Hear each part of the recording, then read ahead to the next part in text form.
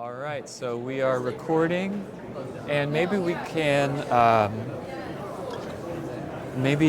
begin. If you could just share your name and your institutional affiliation, and maybe a few words about the kind of work that you do. Yeah. Do you want me to talk to you or Yeah, talk to the camera? You can talk to me. Okay. Yeah. I'm Stephen Cook, and I'm a professor of Old Testament, and that's what I always wanted to be since college, and that was back in the 1980s, so I've been loving this field for a long time. I'm currently Catherine McBurney Professor of Hebrew Scriptures and Language at Virginia Theological Seminary, which is the biggest and perhaps the strongest seminary in the entire Anglican Communion, so it's an Episcopal seminary, and we're going strong. We've got a good student body, but my real love is not what I do there, which is intensive, but being here and doing the scholarship and digging deep into biblical research.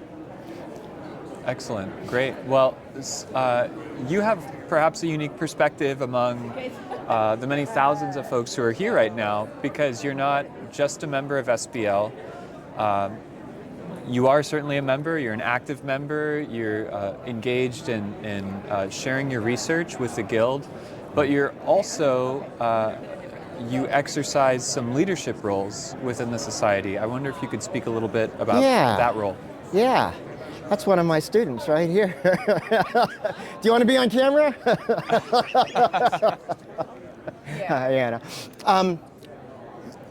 Yes, so I wholeheartedly agree that responsibilities of a professor and a Guild member are not just research and teaching, but also one of the things that we should be obligated to is to do some of the largely unrecognized work of leadership and organization and such. So at the moment I'm a council member, which I'm really excited about. I didn't know if I'd ever be a council member, and I'm delighted to be on SBL Council.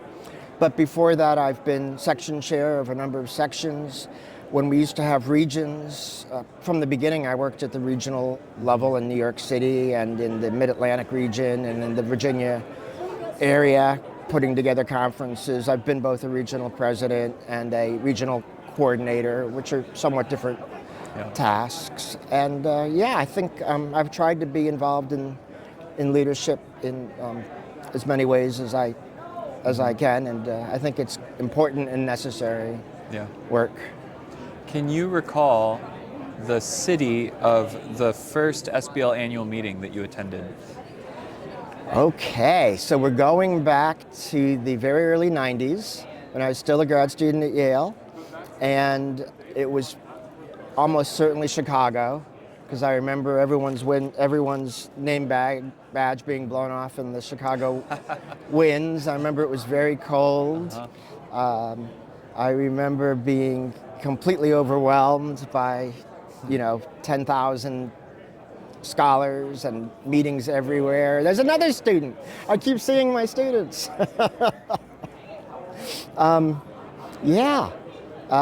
It was great. The bug got me hooked, and I don't think I maybe have missed since the very, very early 90s. I may have missed two, and those were, serious reasons for not coming. So early 90s to now, 2025, a span of just over 30 years. I wonder if you could reflect on maybe some ways that you've seen the society change or evolve. And also, as a kind of second half to that question, we're approaching the sesquicentennial, 150 years of SBL's existence. Yeah. Are there ways in which you'd like to see us continue to change and continue to evolve? What opportunities or possibilities do you see on the horizon? Yeah. Well, as you probably know from talking to people, Eric, I think we're in a bit of a rough patch right now, not just as the Biblical Guild, but as humanities, liberal arts, scholarship, even the intellectual values and culture in our country and world. I think we're in a difficult time, but the SBL is very strong, and we have great leadership right now, and we have a lot of good, strong ideas. So I'm not worried that we're going to be disappearing anytime soon. It has changed a lot over the years. Maybe for the first time, I haven't really bothered wearing a tie at all. When I first started, I was definitely wearing suits, and not three-piece suits, but definitely wouldn't go out of my room without a white shirt. I've got a blue shirt on now. So, there's been changes. I mean, it used to be that old boys networks back in the 90s, 80s were really important. Now people are actively saying that shouldn't have any weight or value at all, which is partially true, a little unrealistic, but it's certainly, as an ideal, it's true. I will say, just in looking at the book display areas, that some of the presses that I thought would be doing biblical scholarship forever have shifted gears or disappeared. I won't name names, but even some of the publishers that I've published with are just not here, or they are here, but they've brought a limited supply of books.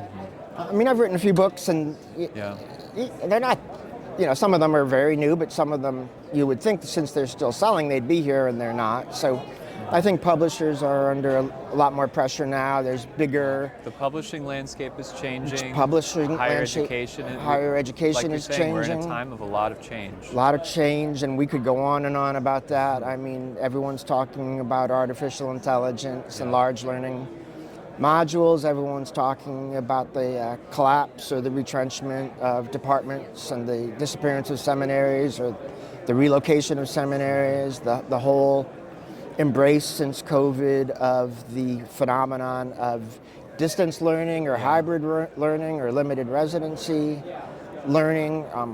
That's very marked, at least in the seminary world, and I think elsewhere as well. So we're in the midst of very rapid and, I think biblical scholars in general are maybe more socially kind of happy with slow change. So this is a little too rapid, and I think a lot of us are kind of in denial or burying our heads in the sand or hoping this is a phase that will pass through. I've heard a lot of people talking that way. I think Ehud Ben-Zvi in his presidential address last night was more realistic about what's ahead for us, but very optimistic. And at the business meeting this morning, it was very nice to hear Hugh almost get emotional about how sure he is that we're going to weather this storm and be stronger than ever. So. Yeah, I think to your point, when change happens, change always happens. When change happens, you can meet it with resentment or curiosity. And I think we're lucky we have some leadership right now that is aiming towards a curious approach. What opportunities are here, what possibilities are here that are opening up that weren't available to us before some of these winds of change blew our way. Yeah, and there are opportunities. I mean, even though we're struggling with some of our new initiatives to get people on board because people are used to the same old model, we're reaching people in parts of the globe that weren't able to come to these meetings before. We're hearing voices that we didn't hear much in the 90s, or else if we did, they were kind of ghettoized, and now they're more mainstream. There's, I think, a greater sense of inclusion and people feeling like if they want to start a new initiative, there's space for that, and we're inclusive of that. So, absolutely. Yeah, I mean, in many ways, things have gotten better in 30 years. But there's still challenges and issues.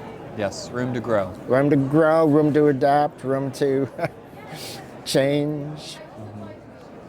So I want to be respectful of your time. I know conference schedules are busy schedules.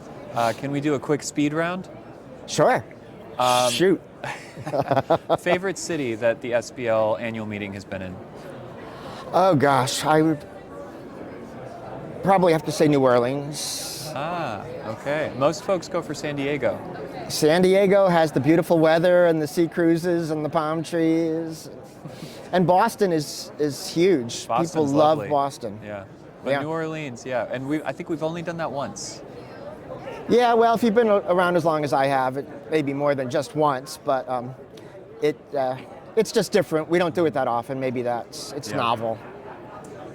If you could travel back in time, visit yourself, you're getting on the plane to head to your first SBL annual meeting, what one piece of advice would you give yourself? Just chill a little bit. Don't just try to smile more and enjoy it more. Yeah. Excellent. And People are not watching you the way you might think they are. that's right. That's right.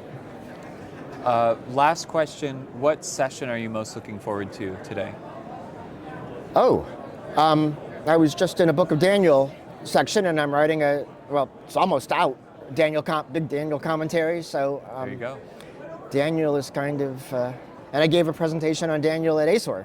So I get into these modes of enjoying going deep into this or that, but I never try to stay in one thing forever.